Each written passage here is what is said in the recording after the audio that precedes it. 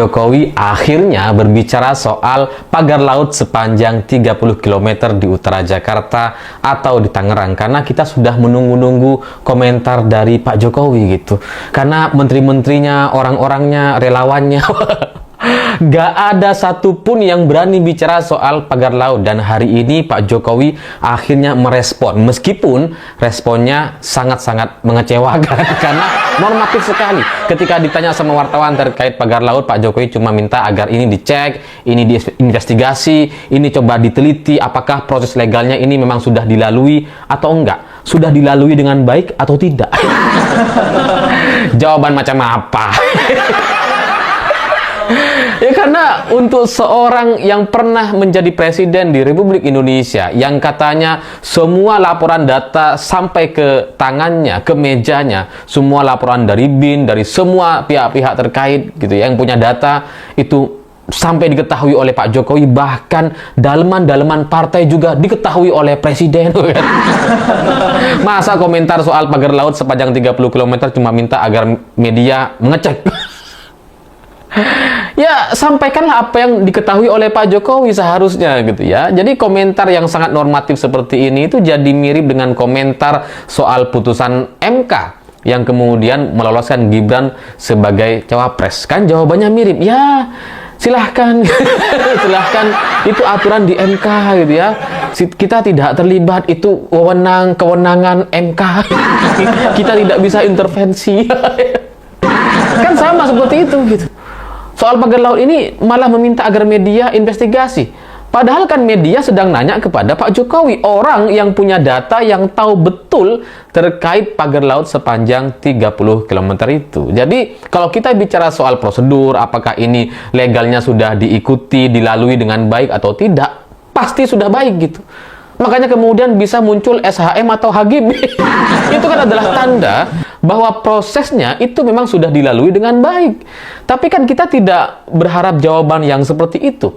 Kita berharap jawaban yang lebih konkret, penjelasan yang lebih benar terkait kenapa ada pagar laut sepanjang 30 km.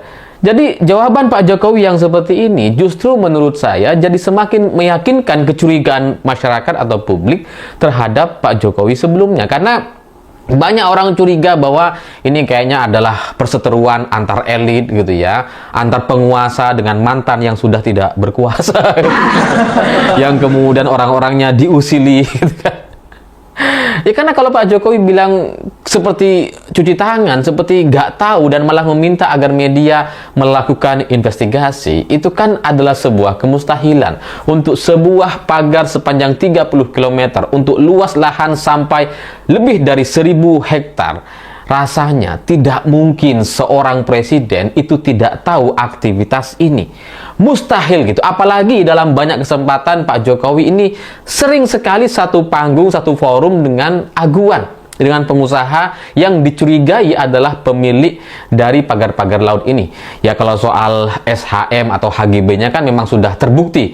Itu tidak lagi dicurigai karena memang atas nama perusahaan, anak perusahaan dari PIK 2. Itu memang sudah terbukti. Nah, kalau Pak Jokowi sangat sering sekali bersama aguan ketika dulu menjadi Presiden Republik Indonesia, rasanya mustahil tidak tahu operasi ini. Karena untuk dekat-dekat dengan presiden, untuk bertemu dengan presiden, atau bahkan sekedar untuk menjadi staf presiden gitu ya. Menurut pengalaman saya dulu ketika masih menjadi KSP, itu semua data-datanya tuh dilacak tuh sama timnya. Ada tim khususnya gitu. Ini orangnya seperti apa, dan nanti ketika Pak Jokowi makan siang atau lagi sarapan, itu dilaporkan secara bertahap. Ini dengan ini, ternyata dia ini pernah ini. Bahkan ada teman saya yang pernah ngelamar jadi staf atau gimana, nggak ngerti gitu ya. Adalah gitu ya, seseorang yang mau jadi staf terus kemudian ketahuan ternyata pernah masuk penjara. Nggak jadi. Jadi rasanya untuk seorang presiden waktu itu kemudian tidak tahu terkait operasi ribuan hektar dan 30 km pagar laut ini, itu rasanya sangat-sangat mustahil sekali. Dan apa yang terjadi sekarang dengan perintah Presiden Prabowo untuk kemudian menghancurkan atau membongkar pagar laut ini, itu jadi semakin meyakinkan kecurigaan banyak orang bahwa nampaknya memang sedang ada masalah antara orang yang sedang berkuasa dengan yang sudah tidak berkuasa lagi. Kecurigaan saya pribadi ya mungkin karena penguasa atau rezim hari ini merasa tersinggung dengan pengusaha-pengusaha yang masih sowan dan masih menunggu petunjuk atau instruksi orang Solo atau Pak Jokowi. Padahal rezim sudah berganti, presiden sudah dilantik. Jadi ya mungkin itu yang membuat adanya perseteruan seperti ini. Dan dari sisi Pak Jokowi sendiri, untuk pertama kalinya nampak Pak Jokowi ini sangat tidak pede sekali. Padahal sebelumnya gitu ya, Pak Prabowo tuh sampai datang ke Solo gitu kan.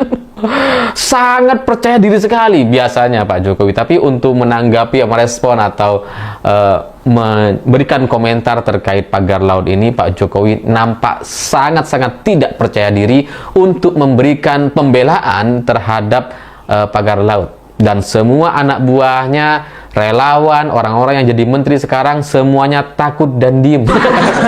Takut dipecat kayaknya gitu.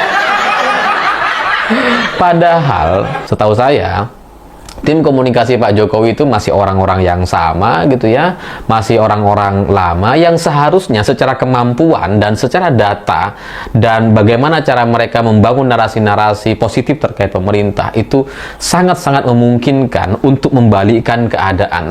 Halo teman-teman, kembali lagi bersama saya di channel ini, Salam NKRI Harga Mati. Nah teman-teman, dalam video ini ada sebuah cuplikan dari Mas Alifur Rahman yang mengatakan pertama kalinya Jokowi takut ke Pak Prabowo. Nah, kenapa teman-teman Jokowi takut sama Pak Prabowo? Nah, kita akan kupas, kita akan membahas dari beberapa komentar rakyat Indonesia yang memang membahas tentang judul tersebut. Yang pertama, kita akan membacakan komentar, itulah kualitas Mulyono, rendah sekali. Siapa yang setuju? Pak Prabowo, tolong Bapak sebagai presiden, jika Mulyono terlibat mohon diadili demi negara dan rakyat Indonesia. Bukankah Pak Mantan dulu menyatakan tidak ada visi misi menteri, yang ada hanya visi misi presiden? Begini ternyata visi misinya menjual negara pada oligarki. Itu jawaban seseorang yang masuk nominasi OCC RP. Sen kiri belok kanan, yaitu Jokowi dong satu-satunya. Hong Kong selalu hadir, nyimak Mas Alif. Salam waras dari 16% TKW Hong Kong. Bisa jadi data dan fakta keterlibatan Jokowi pada pagar laut ada di video Bukoni Mas Alif. Cianjur hadir terus suarakan kebenaran Mas Alif.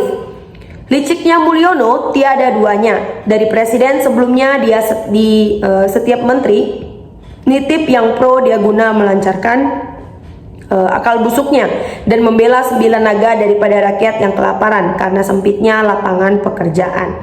Pagar laut dan penerbitan hingga saham di atas air laut perlu diusut tuntas. BPN dan ATR harus dimintai keterangan. Ayo Pak Prabowo buktikan jiwa patriotik Bapak demi ketegakan hukum dan utuhnya NKRI. Makanya presiden harus punya ijazah asli, jawaban yang akurat. Fenomena ini mengingatkan di masa Orde Baru, Pak Soeharto dan Bob Hasan yang sekarang Jokowi dan Agwan. Saya tetap ingin tahu Pak Prabowo bisa apa sih? Menurut saya sampai saat ini belum ada gerakan positif memperbaiki carut-marutnya situasinya di Indonesia ini. Sungguh luar biasa di era Jokowi, sangat maju dengan pesat karena laut bisa dikapling dan diterbitkan dan saham. Berani jujur berarti hebat. Siapa yang terlibat pagar laut berarti memang orang negarawan. Kita tinggal lihat ke depannya seperti apa. Kejadiannya tinggal rame-rame nonton Salam Waras.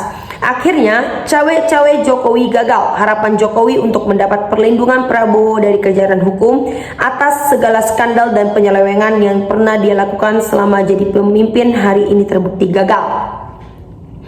Saatnya aparat hukum yang masih jujur untuk bergerak menelisik semua proyek dan program Jokowi, apakah ada korupsi atau tidak, tinggal diaudit secara independen. Jokowi berkilah lagi, masa seorang presiden gak tahu? Kalau harus terus didesak bertanya paling bilang gak tahu. Kok tanya saya? Tanya sama lautnya, kenapa mau dipagari gitu ya Jokowi? Bapak Presiden Prabowo tentunya sangat mengetahui persoalan bangsa dan diyakini cepat atau lambat akan beliau terselesaikan secara tuntas. menolak lupa ingat debat presiden tahun 2014, serangan Jokowi ke PS bahwa memiliki hutan sekian hektar yang katanya untuk kesejahteraan rakyat. Di situ Pak Prabowo skak dan kalah di Pilpres. Sekarang hal lebih kejam lagi, laut disertifikatkan oleh yang koar saat itu. Coba ingat-ingat, debat waktu itu saatnya Jokowi dikasih momen patung di laut. Selanjutnya ini mantan presiden yang nggak bisa tidur dengan nyenyak, makan nggak bisa nikmat, jadi kesana kemari. Ini kesempatan baik bagi Prabowo untuk membersihkan semua kroni-kroni Mulyono di keluarga di dalam kabinet maupun di luar kabinet.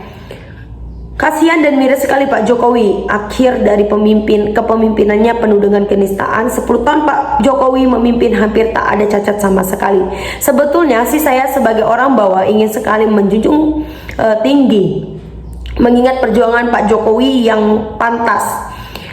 Semua PSN dilakukan dengan nyata, tapi bagaimana sekarang kenyataannya memang begitu. Tragis betul memang kalau tak tahu wanita dan harta itu menghancurkan. Ini yang terjadi pada Pak Jokowi. Ingat, sejarah adalah milik pemenang. Saat ini pemenang adalah Pak Prabowo yang dimana bebas menentukan apa maunya. Kita hanya bisa melihat mendengar apa yang terjadi di masa depan bangsa ini. Jika kita ada diberi umur panjang, semoga bangsa Indonesia akan tetap jaya. Nah teman-teman, sahabat-sahabat dari Bongkar TV, silahkan berikan tanggapan teman-teman dalam kolom komentar ini sehingga kita dapat bertukar pikiran antar satu dengan yang lain dalam kolom komentar ini. Terima kasih teman-teman, Bongkar TV melaporkan.